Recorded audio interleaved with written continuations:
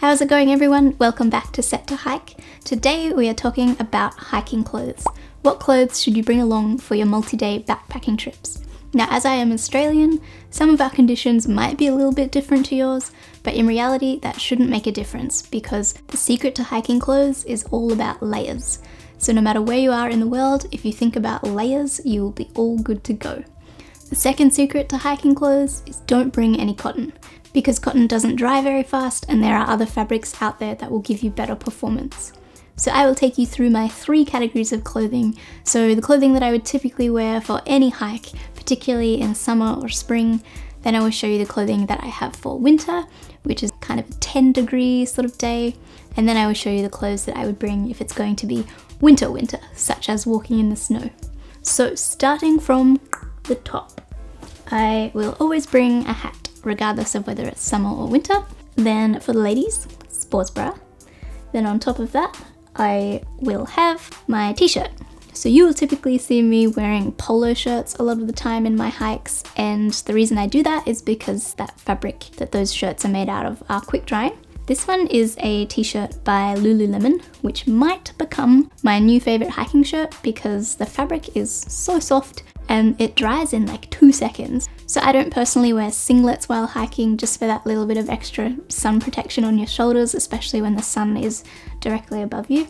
So I'm a big fan of t-shirts. Next, on top of that, I will have a lightweight fleece. So this one here is by KATHMANDU. It is pretty thin, but again, going back to those layers, I would typically start out my morning in these two and then pretty quickly you're going to stop and wanting to take this off because you do warm up very quickly while you're hiking.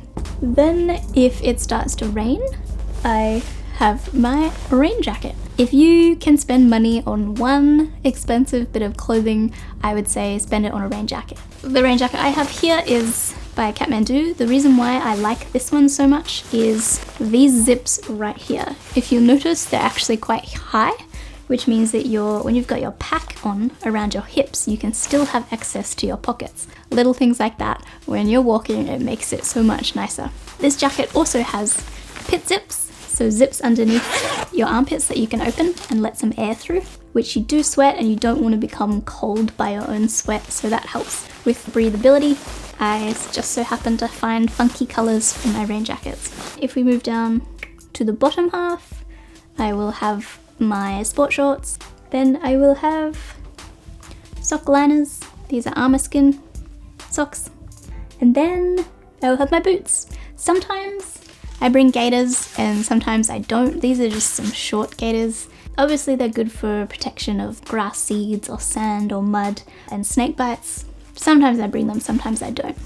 When I get to camp, a thermal top, also another trendy sort of colour. Thermal bottoms, and I do have just a regular pair of tracksuit pants. The jacket that I have, so by the time I reach camp, probably cooled down enough to put this on, and then if it is actually properly cold, I have this jacket which will go over the top. So you might notice that I don't own a down jacket. The reason for that is every time I've gone to get one, then something else pops up and that's where my money goes. So I don't yet own a down jacket, but I do love this jacket. It's a windproof jacket, it's really warm. I think the only benefit that down would have for me is that potentially it would be a bit lighter in weight.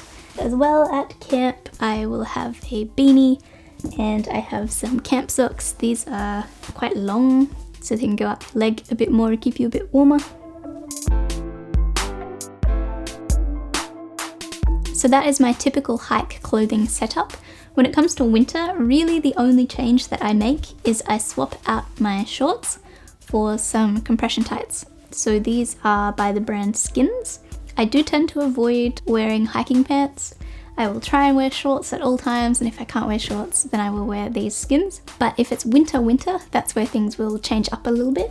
So I will wear some merino leggings.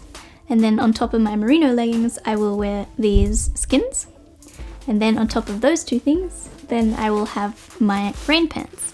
So these are by the brand RAINBIRD. So some of the little features about these is that they have 2 side fake pockets which go into nowhere, and that is to help with breathability. And then they've also got a back pocket with a zip on the side, which they can fold into. Down the bottom, they have a zipper. In terms of top, when it is very cold, I will hike in a merino thermal long sleeve top, and then over the top of that, I will go back to having my t-shirt. And then again, fleece, thicker jumper. I also have a fleece buff that sometimes I wear, sometimes I don't. So that is all of the clothes that I would take depending on the weather. If you're wondering, no, you do not need multiple changes of clothes per day. You don't need 2 t-shirts, you don't need 2 pairs of shorts. No one should be judging you, no one should be smelling you. As long as you keep your clothes dry, then you'll be a happy hiker. So I always carry my clothes that I will have at camp inside a dry bag, and that way if anything were to go wrong, then I would have a dry pair of clothes. But just remember, it's all about breathability, quick drying fabrics, and all about your layers.